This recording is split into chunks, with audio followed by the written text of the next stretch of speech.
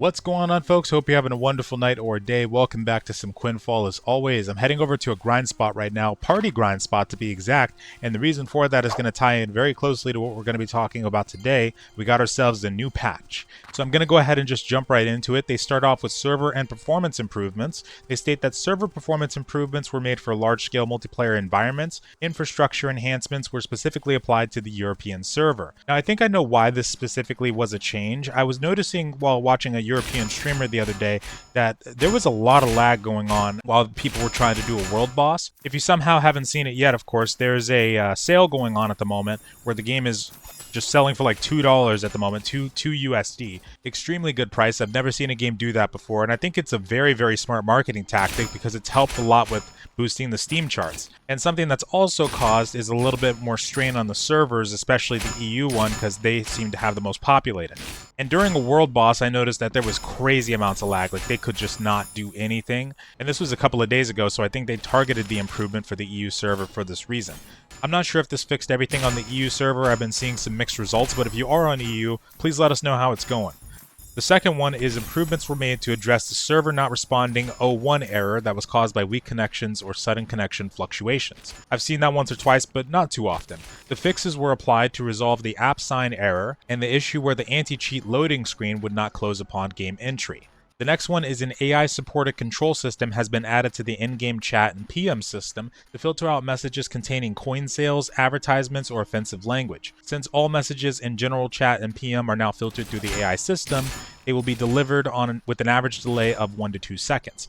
Now, this is actually something that I've seen firsthand. I'm going to put up a screenshot on the screen. I'm going to try not to die in the process, but I'm actually going to back away. This is actually extremely wild. I've never seen a game do this before also, and I think the fact that this team is not set in their ways like a AAA studio might be, and has AI helping them with designing the game, I think we're going to see some unorthodox methods come out, and I'm actually here for it.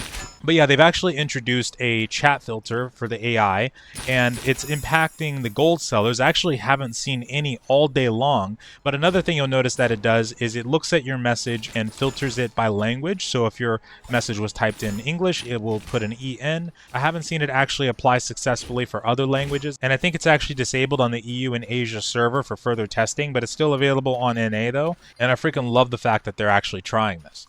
So the next ones are for combat and skill balancing. Nope, it's not the combat rework, that's still in progress. But for this one, they start off with the XP rates in party monster zones have been significantly increased. Another reason why I'm here right now. So right now, you're getting about 2.6k from the party mobs instead of the default. Like you basically get the same amount of XP as you would get doing a solo mob farm before this patch, and now you're getting much more, and the champions are giving like 20k plus as well, which is pretty sweet. But additionally, their movement speed has been increased by 25%. The strength and drop rate of party monsters on islands has also been adjusted accordingly. I'm definitely feeling that here, but I tried to go to 2 other locations earlier today to try to farm. This ruin right here, and the other one was the Rapsol Origin Valley, and I got completely wrecked. First of all, these guys actually have unit collision, so you can't walk through them. They're these giant golems, and they're really tough to fight. And these ones are just crazy fast. They're the normal, like, they're basically the ones from the Fire Soul Ruin, but they're really strong, really fast in this area, so you pretty much need a party.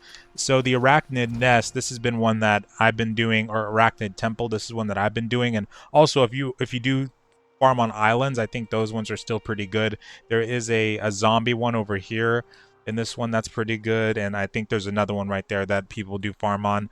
I was farming on this one a little bit after the patch had come out, and it was pretty good. But yeah, there's some options around for sure. The next one said that magic AP attacks can now deal damage to structures. I guess that wasn't a thing before as far as your altars go. Didn't know that. They fixed an issue where the staff and life staff skills sometimes failed to deal damage due to server-side protections. The issue where the invisible strike dagger skill causing bosses to drop their aggro on the character has been resolved, which I'm curious if they've actually resolved this for mobs too, because I did actually give dagger a try and I really wanted to like it, but it definitely needs a rework right now. Both it and dual axes. There's separate problems with dual axes at the moment. You might hear mixed results, but honestly, I think it's really not in a place that it needs to be. First of all, the Vortex skill doesn't actually work on players. But anyway, they fixed that for the dagger skills. Skill stones now deplete based on the number of skills used rather than the amount of damage dealt. Now, this is a big one because, first of all, for me personally, as somebody who forgets all the time to actually take your skill stones out of your skills, after you're done with like arena and stuff. This is a big help, but this basically makes the skill stones way more useful, way more powerful, because now they're going to last a lot longer. So if you've been saving them up, if you got like purple or even blue skill stones saved up in your bank, now might be a really good time to think about selling them or, you know, hoarding them for even longer, because they're probably going to go up in price. Actually, I forgot to check out the prices earlier, but I really need to find some more paving and fast stun skill stones. For gameplay and user experience improvements, they say that the mount summon cooldown is now reset when using a skill, basically meaning that 15 seconds after you get into combat can also be reset again by using a skill. Improvements were made to the Q shortcut command, which allows for automatic running, mount control, and ship steering, ensuring it does not interfere with certain combat situations. The command will no longer be cancelled during UI interactions or chat usage, which that's cool, so we can test that right now. Oh, actually, yeah, because beforehand, the inventory, opening that up, would actually cancel out your auto run, so that's pretty cool.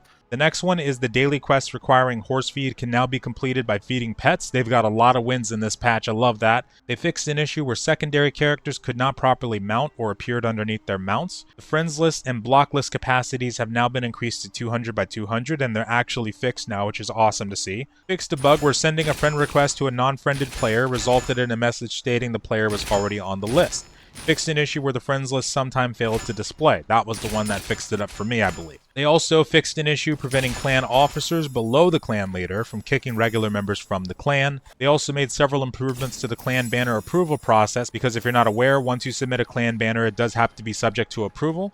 And the last one is for bug fixes and technical updates. They fixed an issue where ships would disappear or fail to take damage after repairs.